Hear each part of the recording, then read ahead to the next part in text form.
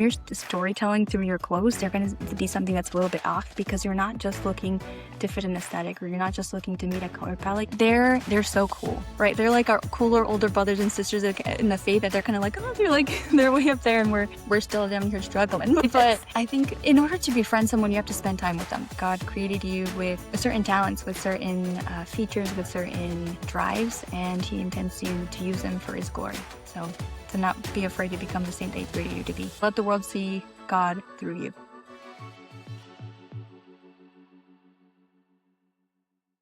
Welcome back to The Catholic Woman, the show where we as Catholic women navigate the modern world together. I'm your host, Marie Hansen. I am so excited for today's episode. This is going to be just like a girls' chat over coffee. There's this cute influencer on Instagram who I have been following. I'm not even sure when I started, but her content's adorable. Basically, she dresses like the saints. She does an outfit diary of the saints, and I thought this would just be such a fun girls' chat. So if you're listening and you're in a place where you can grab a coffee or a margarita or whatever, I think you'd have fun grabbing a drink and just chilling out and having a girls' chat with us today. So a little different from our typical interviewing on very, very specific topics. Obviously, it's a specific topic, but it's going to be a more informal and fun conversation. And I am just so excited about it. I saw her content and I'm like, I feel like we'd be best friends in real life if we lived by each other. So I'm very excited for today's episode. So before we dive in, I also just want to remind you to please subscribe to the show if you're not subscribed yet. I know I listen to so many podcasts before I realize I'm not actually subscribed to the show. So whether you're listening on Apple, Spotify, YouTube, wherever you get your show, just make sure you check that you're subscribed. And if you can, while you're there, leave us a review, especially on Apple Podcasts. I would really, really appreciate that. Leaving a comment review really helps boost the show, and I just love reading your feedback on there. So thank you so much. All right, so I'm going to introduce you to Sary. She is a Catholic content creator who's bringing faith and fashion together, and she's known for creating outfit inspiration based on the lives of the saints. Sary sees fashion more as more than just self-expression. It's a way to evangelize and glorify God, just as the saints did through their own lives. Through her content, she helps people see holiness as something both relatable and attainable, and she explores how the saints can inspire not only the way we live, but even the way we dress. So, Sary, welcome to the Catholic Women Podcast. Thank you so much. I'm so excited. Me too. So we were talking I about know this. we were saying this is her first podcast ever, you guys. So I'm so excited, and I know we're just gonna have a fun chat today. I guess, like, starting out, who is Sary? Like, who are you? What do you do? Give us a little bit of your background. We'd love to learn more about that. Yeah, so I'm a third grade teacher. I teach the third grade curriculum, but in Spanish. So I'm a dual immersion teacher. I teach history and writing and all that stuff just in Spanish. And then I graduated from Franciscan University. I got my bachelor's and master's from them, so I got a head start with them. And Nice. then my dad's a deacon, Okay. so that has to do a lot with, I think, with everything. They did a really good job of integrating the saints growing up to teach the faith. And I had a fixation with saints growing up. You know how kids have they have their little phase of the satanic, or they get really into horses or dinosaurs and stuff. I was fixated on the saints. Wow. And that yeah, for Christmas, instead of asking for, my parents never gave us gifts for Christmas. We got gifts on the Day of the Three Wise Men. Okay. But what I would ask for would be, do you remember growing up, there was these little books with like 6 saints on them? There's like a series. Anyway, yeah. I know what you're talking about. Yes. Yeah. Yes. So I would ask for those and only those. Wow. Growing up. So they were, I was fixated on them. That was my phases. That is so cool. But yeah, other than that, I think I'm really, really normal. Yeah. Well, I don't do anything. I'm like, you seem so fun, such a fun person to be friends with.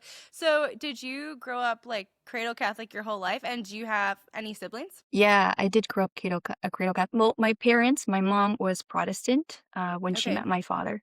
And it was funny because they got to the point where my dad's like, I want to marry you, but I'll only marry a Catholic. And she's like, okay, I'll bring my case to you about why my church is the real church, and my dad's like, I'll do the same. And they had a little debate, and of course, the Catholic Church won. So they they got married in the I Catholic Church love and raised as that. Catholic. I love that. I love that they Yeah. weren't afraid of having that So discussion. yeah, yeah. I think when you're searching for the truth, ultimately, it's gonna come up. So yeah. Absolutely. So in high Awesome. school, my dad started the diaconate program. So Cool. That's so cool. So have you, I know right now you said you live in California and you went to Franciscan. Have you been in California your whole life other than when you were at college? yes, yeah. Okay. I did go to.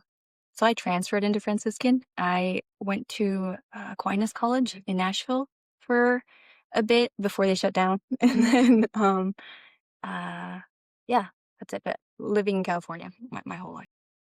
I love that. Okay, so I love that we learned a little bit about you, and I would love to dive into what you do with Outfit Diary of the Saints. So, where did your inspiration come for this Outfit Diary of the Saints? I I want to call it like a blog. I don't know if you have more than Instagram, but like I Yeah, consider Instagram like a blog. Where did your inspiration come for this? Have you always honestly, been into yes. fashion? Okay, just tell me a little more. Yeah. So no, growing up, I like it throughout high school and stuff. I only wore soccer sweats and jerseys. I was like, it's practical. I have to go to practice anyway, so why even try to dress up? But I think my dad started noticing when I was about to leave for college that I really wanted to I wanted to dress up, but I was hesitant. I think growing up in California, the culture is just a bit hostile toward dressing a certain way or being seen as trying to dress up as seen as something negative. So when my dad noticed that I was kind of trying to leave my soccer sweats phase, he gave me permission in a sense because he's like, you can start trying. I give you permission to start trying. And I was like, okay. So when I went to college, I started getting really into thrifting just to figure out kind of what I liked and without having the pressure of buying pieces that were really expensive. And it took a long time, but eventually, I think by the time I graduated, I figured out kind of what I liked and what I didn't. And getting inspiration from the Saints was definitely something that helped out a lot in that, in figuring out what I like to wear. Um, I love that. and then, uh, yeah, um, I think last year I love on Instagram just seeing the different outfits and like the different transitions of people putting together outfits and seeing how different people would style them. It's like one of my favorite things to watch on Instagram. I was talking to God and I was like, wouldn't it be cool if we had that, but Catholic, like, and like it would be such a cool bridge to use that to bring to integrate the saints into them, and that way kind of bridge this fashion world with the Catholic world. Use the saints as a little I'm sweater, that's in Spanish, a hook to bring them uh to the faith. Yes, I love that. I love that your dad is kind of the one who saw that in you. I think a lot of dads underestimate their influence and power in their daughters' lives. So, first of all, I love that he was the one who kind of, gave you the confidence and permission to start exploring that. And then thrifting also fantastic because obviously it's great to reuse things and not create more trash for the world, but also cheaper. And I know a lot of the people listening to this, are in places where they don't really have a big budget to go buy a ton of new clothes. So thrifting is the way they kind of have to go. I know I'm in that category. So, when you're putting together an outfit inspired by a saint, can you walk us through your process? Like, how do you first pick the saint, and then how do you pick the outfit from there? Y- yeah, that's such a good question. So when I'm picking an outfit, who I'm thinking about that week has a ton of influence. So if I'm reading a lot about Saint Teresa of Avila, I'll tend to gravitate more toward reds and blacks and whites and uh like more Western, more courageous type of pieces. And then if I'm doing a novena of Saint Maria Goretti, I'll tend to gravitate more toward florals and and more dress silhouettes type of thing. I think what we fill our minds with tends to come into reality, right? So if I'm let's say I'm heading to the thrift store. Before I head to the thrift store, I'll be like, okay, so I know that so and so's feast day is coming up, and I'd really like to see if this certain type of like this certain type of piece reminds me of them. I'd like to see if I could find something like that. That way, it kind of puts because when I get into a thrift store, it's kind of overwhelming all the pieces that there are and stuff. So it kind of Yes. helps me narrow it down. So I'm looking for a specific type of piece. But also, I think the the better you get to know a saint, the more you read about them, the better you befriend them, as you become friends with them, kind of get a feel for what they would be like today, or kind of like what they would gravitate toward, what kind of clothes they would wear, kind of like you did with a friend when you're like, oh, so and so would love this piece, or so and so would wear this. Kind of get that feel for them too. Um, so yeah, I think it's something very informal, but that's kind of my process through that. I love that. Okay, so you said when you befriend a saint, you kind of get to know them, you know what they would wear. Can you talk to us about how you become friends with the saints? Because I know that's something many Catholics struggle with, even myself included. I love reading about the saints, but I personally struggle with I don't like have a specific connection to a certain saint or even to Mary, necessarily. And it's something I want. And I've been a Catholic my whole life. I feel strong in my faith, but it's just I don't have like this cool friendship like I feel like a lot of people have with saints or with Mary. So can you tell us, like, obviously everyone's journey is going to be different with that aspect of their spiritual life, but what has it been like for you? How do you befriend the saints? How do you learn more about them and, feel like they're your friends or even your spiritual advisor whispering in your ear in some time, in some aspects of your life? Yes.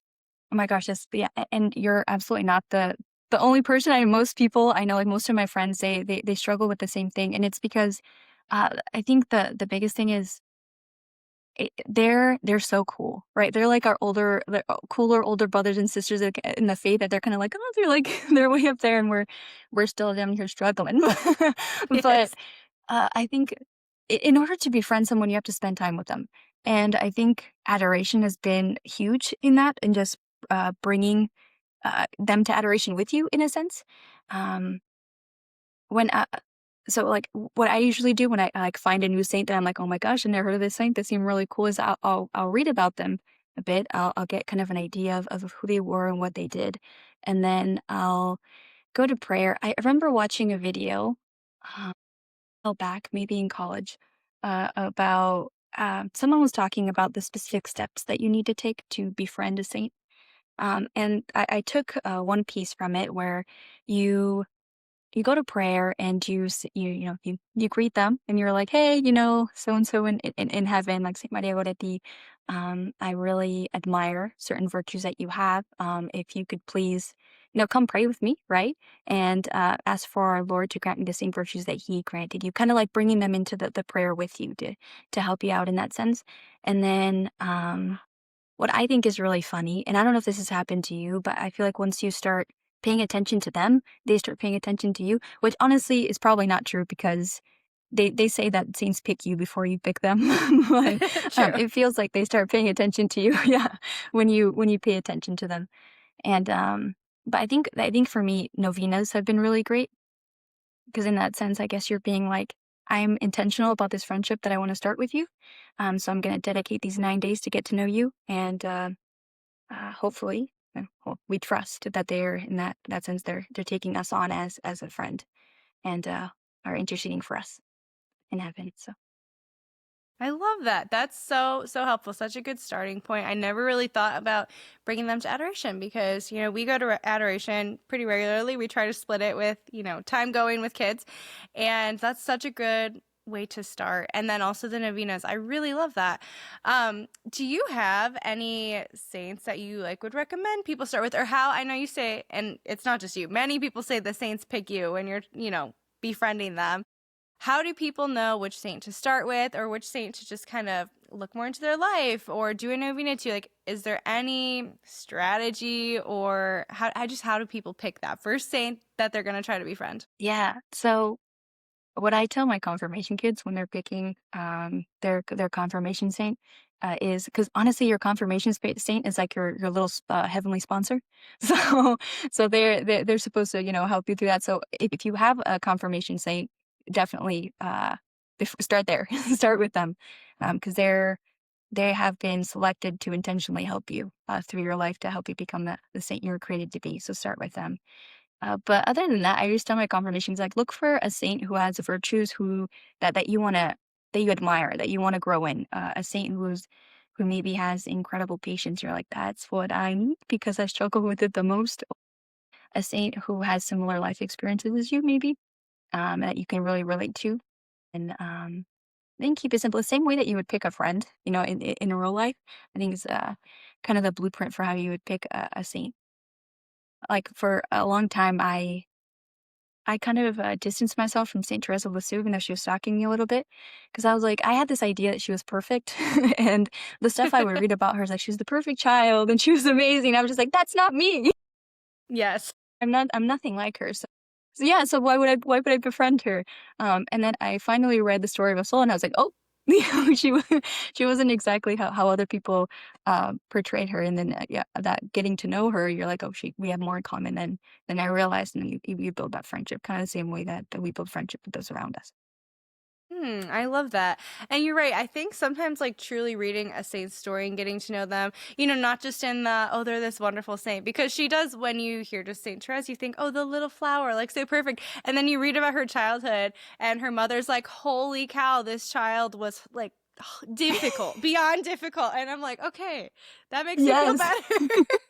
And especially as a mom, I'm like, Yeah. okay, that makes me feel better about my kids sometimes. So I really Yes. like that diving into their full story, I'm sure is very helpful.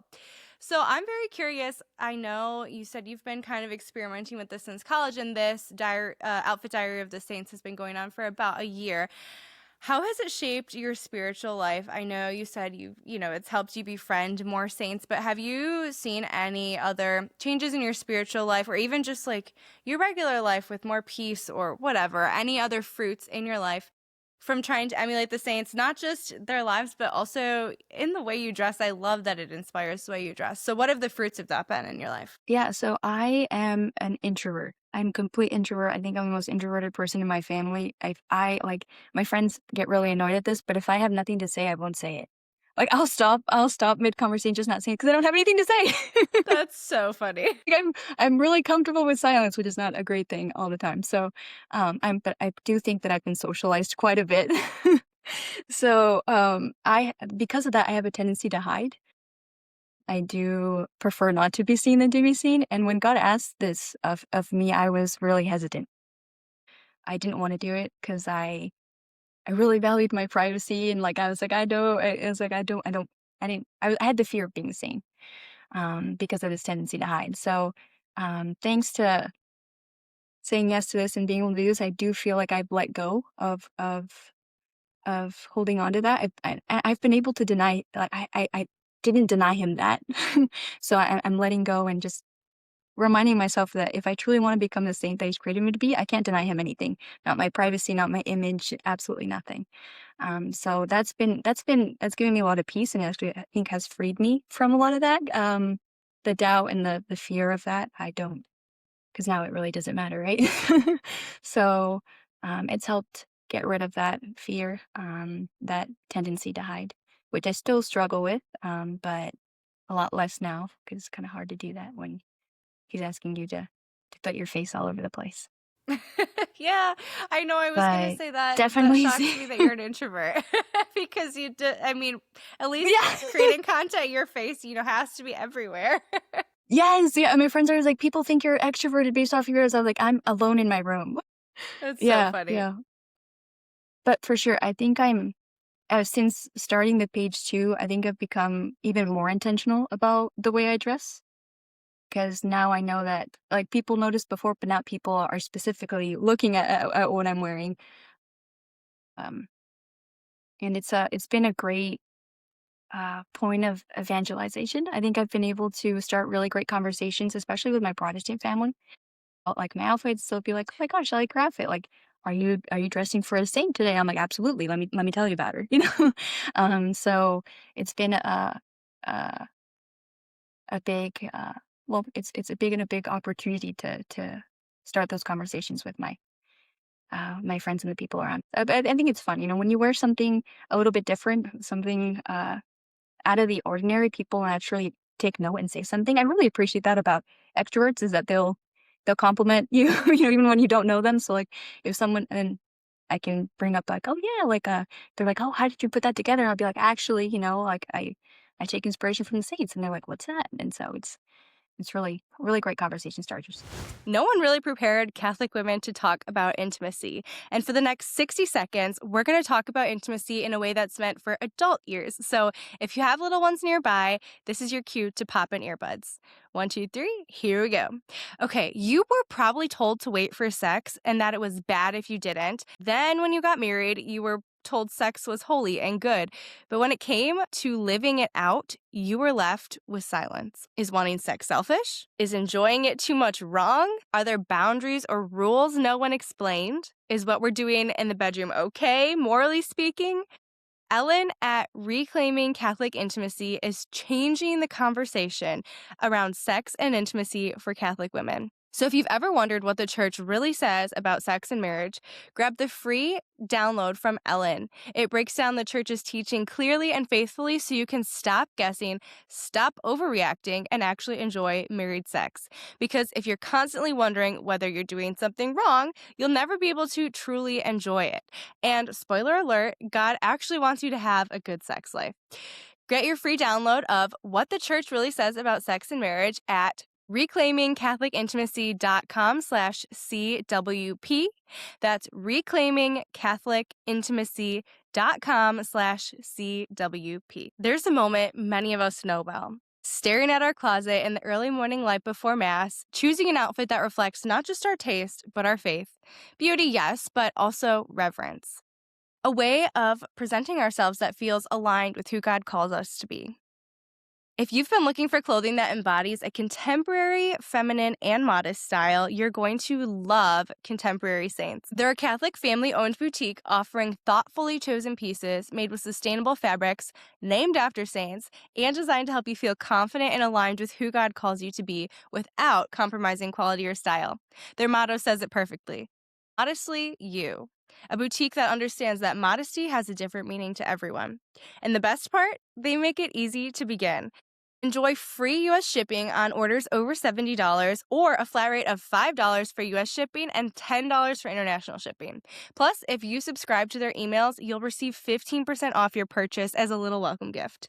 Visit contemporarysaints.com and discover modest fashion that feels like home. Contemporary Saints. Modestly you. Those Who Mourn magazine is a monthly online magazine that points people who are grieving to the abundant treasury of goodness, truth, and beauty found in the Catholic faith.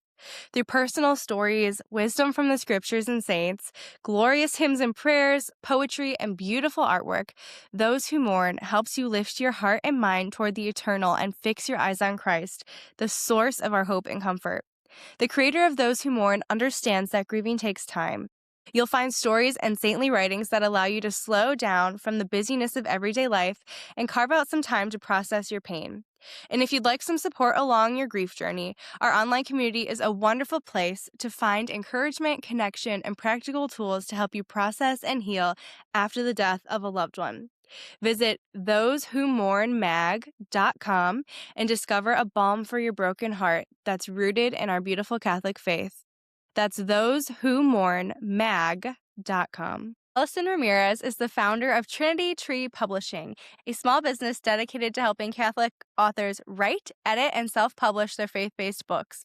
She has degrees in English and theology and is an award-winning author set to release her 7th book this year. She is the author of the Rosary Invitation series of 4 devotionals and the Divided Kingdom Christian Young Adult Dystopian trilogy. Within her small business, she works primarily with authors through the book editing process and as a one-on-one coach through self-publishing. She has newsletters on Substack, a YouTube channel on book publishing from a Catholic perspective, and a podcast where she interviews other authors on their publishing journeys.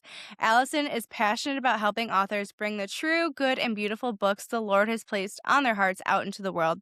You can connect with her via her website at trinitytreepublishing.com. And I just have to say, this Mother's Day, whether you're a biological mother, foster mother, adoptive mother, godmother, or just spiritual mother to so many other women out in the world, I highly recommend checking out this little gift to yourself of publishing that book that's always been on your heart.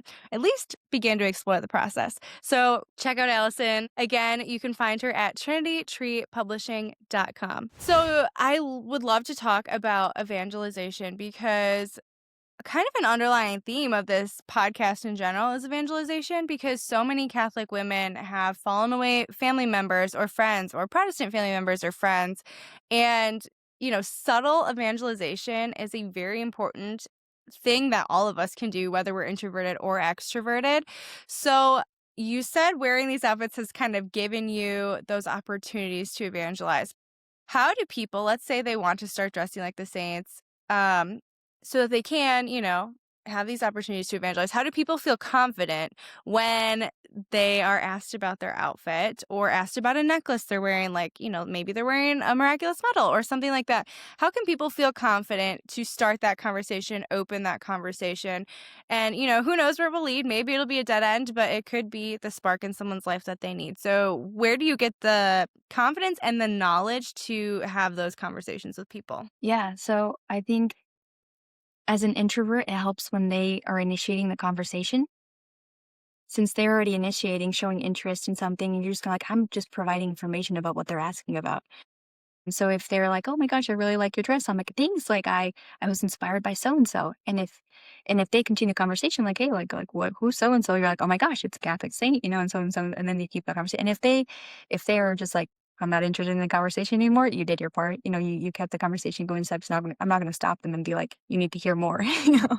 Um, but if it then it usually it leads to more questions about the specific saint or about Catholicism in general. Usually it leads, like, especially with my Protestant family members, it leads to their questions about their reservations about saints and about Mary and stuff like that. And that opens up to really other great conversations about that.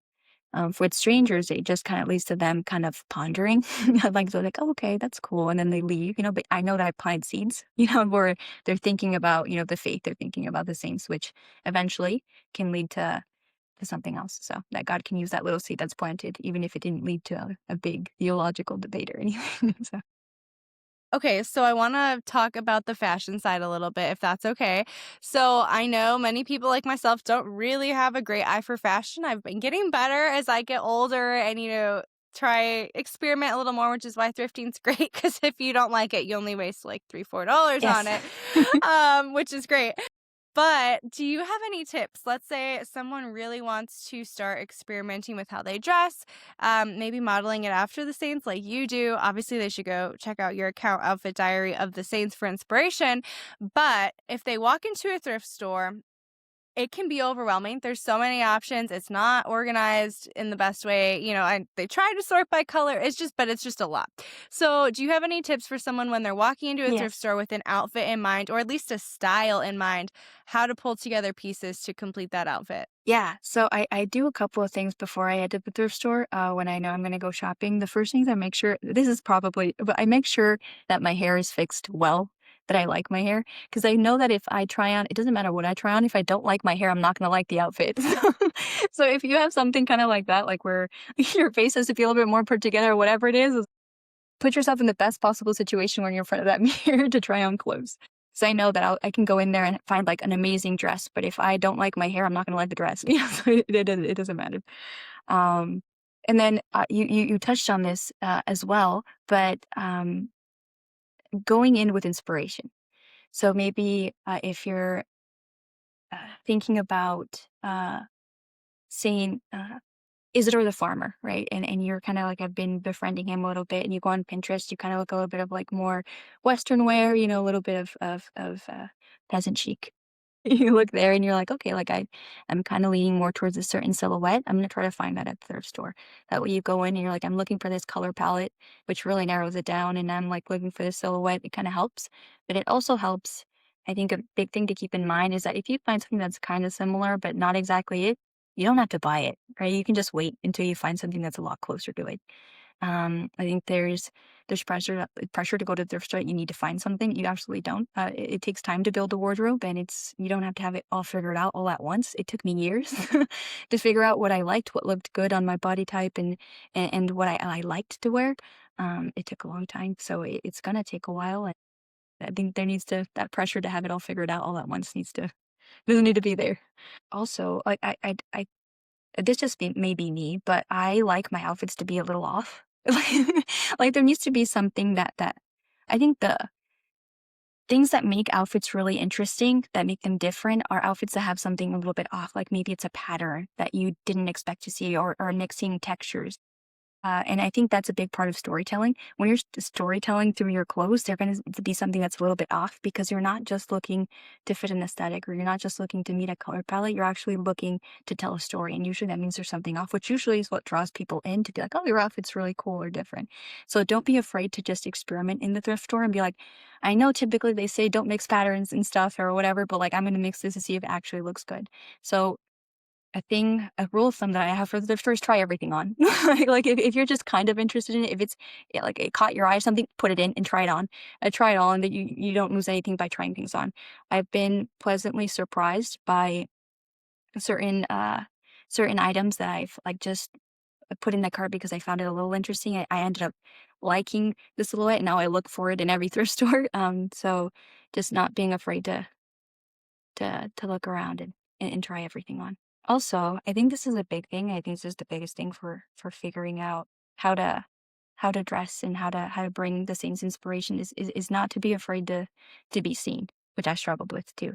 But when you start dressing uniquely, right? Start dressing to storytell, start dressing to glorify God. You're not going to dress like everyone else. You're going to stand out. So we have to lose that fear of, oh, I'm being seen right now. I'm being noticed, or people are looking. It's like, of course they're going to look, because you're not doing what everyone else is doing. You're not following what society tells you, the uniform, that people our age wear. Um, so I think once we lose that fear of being seen, that we realize that what we're doing is actually glorifying God through using our creativity and uniqueness and expressing it through what we're wearing.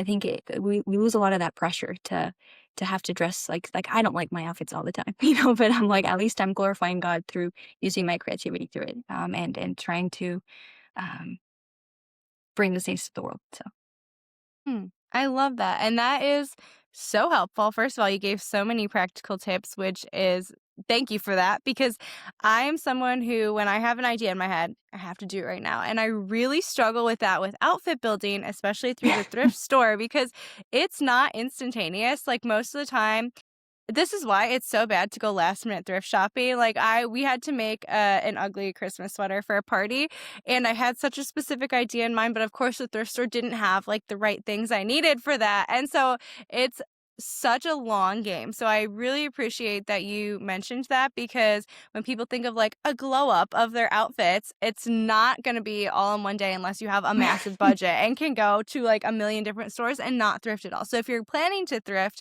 as you like slowly transition your wardrobe, that is something to really think about. So thank you for that. And then I really also appreciate the not being afraid to, be looked at, have people look at you because you're doing something different, which is very practical with your clothing, but also just as Catholics in the world today, that's you're just going to stand out as a Catholic. It's very countercultural, the things we believe and the things we do and the things we place importance on. So just a good reminder about life in general.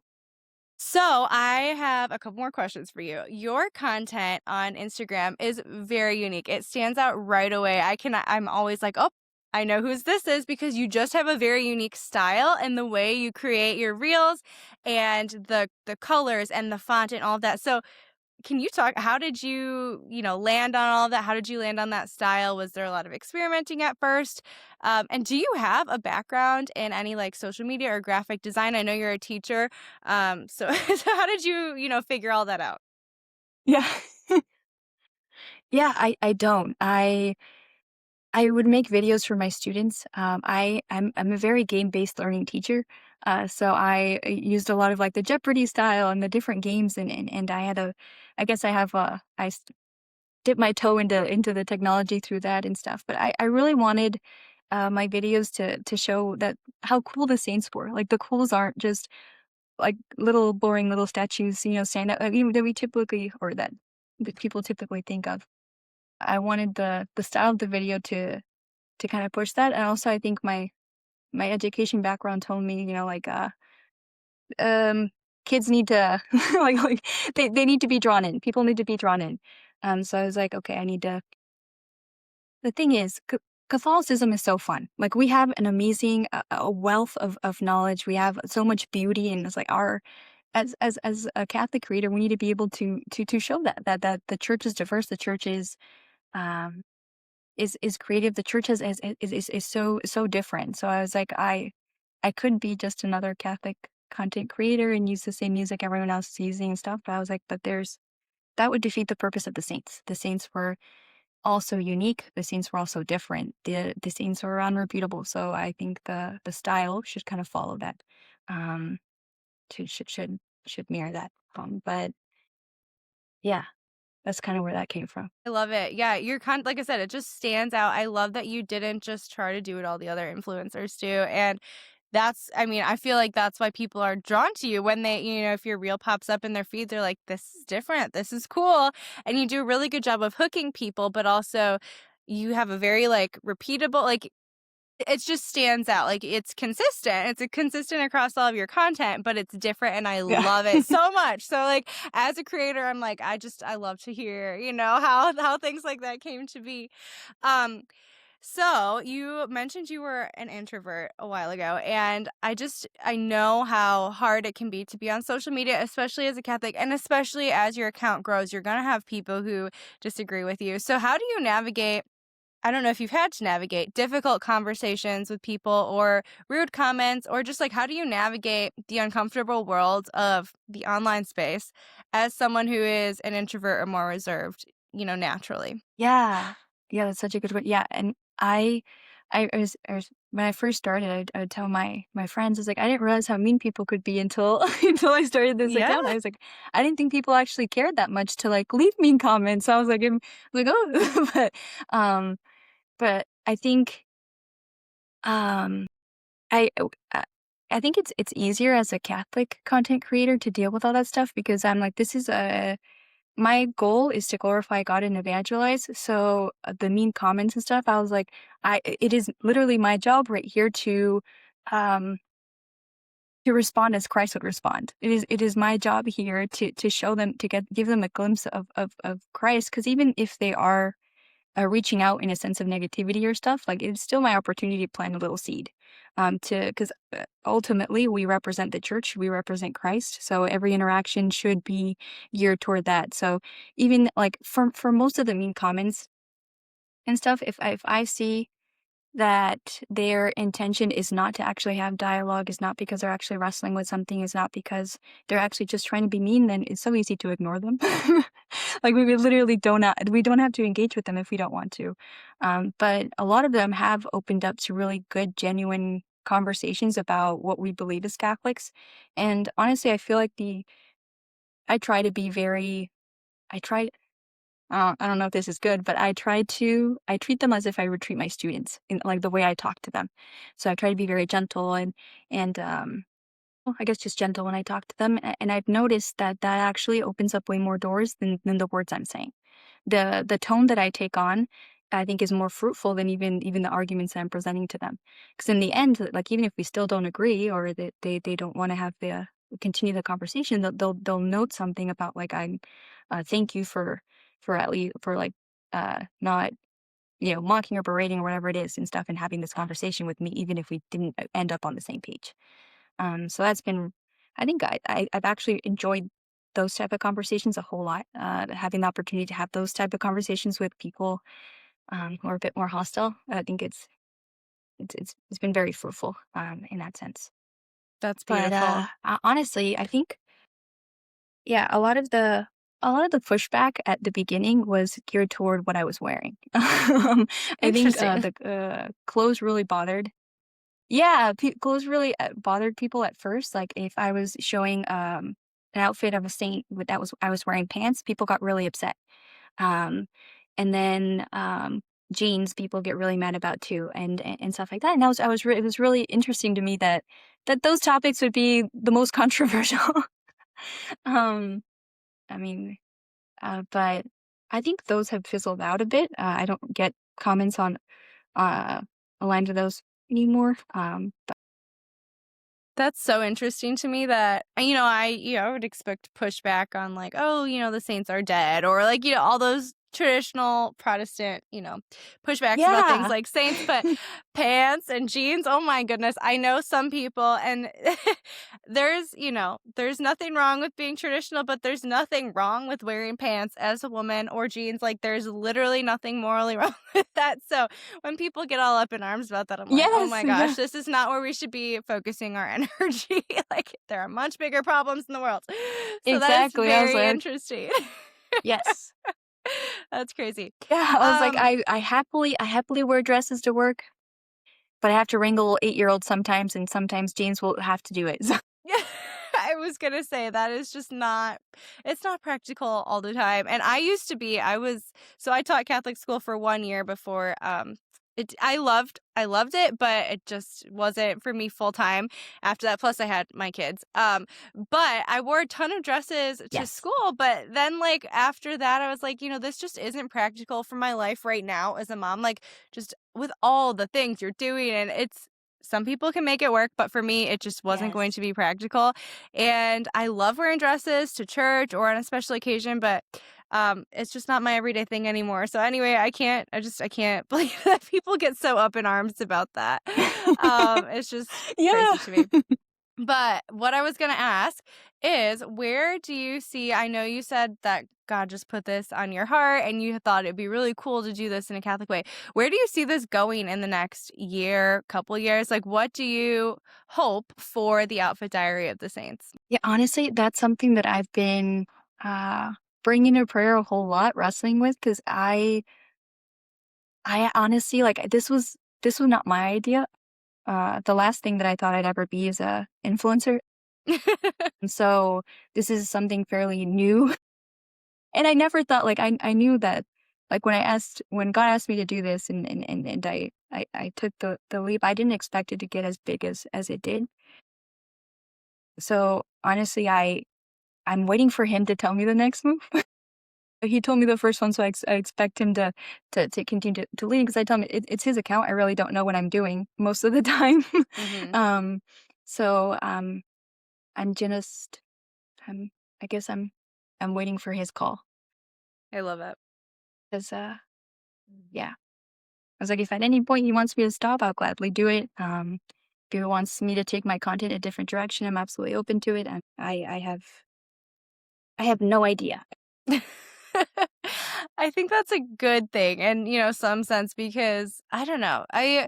There's a lot of great Catholic influencers, but the second, and I don't think goals are bad either, but the second it turns into I'm doing this for me or for the fame or for the money over this is something that God is handling, that's when you can just feel things get off with some people. So I really love that. And Yes, truly, I mean, I there agree. are some people who work so hard to grow accounts, and it doesn't. Even though their content is fantastic, it doesn't. So I think when an account grows, and this is just, something I've seen over the years as well, God truly has a mission like for that account. I think he allows certain accounts to grow and certain ones to stay smaller for different reasons. So I just think it's beautiful. Obviously this is God. If he put it on your heart in a year and you've grown, I believe the last I looked you were at 50,000. Is that where you're sitting right now? I think we're at 53. Yeah, just about. 53. Okay. Yeah, so I mean, that's obviously not small at all. That's really good. And obviously that's God, and I love the work. It caught my eye and I was like, this is fun. We need to have this conversation with people.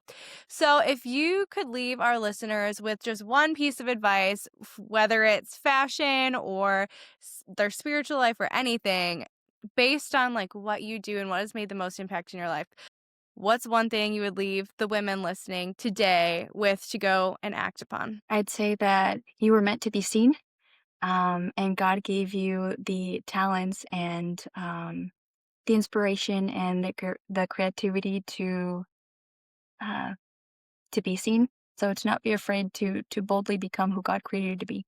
God created you with certain certain talents, with certain features, with certain drives, and He intends you to use them for His glory. So to not be afraid to become the saint that He created you to be, to let the world see God through you. That's so beautiful. Thank you so much. And Sary, thank you so much for being here today. So I know we've mentioned the name a couple times, but where can people find you? Outfit Diary of the Saints Awesome. And like always, that will be linked in the on show Instagram. notes. On Instagram, yes. I will link that in the show notes, but it's super easy to remember. Outfit Diary of the Saints. Thank you again so much for being here. It was such a fun chat with you today. And thank you also to the show's sponsors, Those Who Mourn, Trinity Tree Publishing, and Vines in Full Bloom, and Contemporary Saints, which is also a fashion brand. So I feel like that fits in really well with today's episode. If you guys are still here, please share this episode with someone who would enjoy it. Your sister, your mom, your friend. I think this is just such a fun chat we had today. So much inspiration and a lot to think about for women who just want to, I don't know, change the way they dress a little bit, be inspired by the saints, have a slightly more fruitful spiritual life. And it was just such a fun chat. So I thank Sary so much again, and I will see you all in 2 weeks.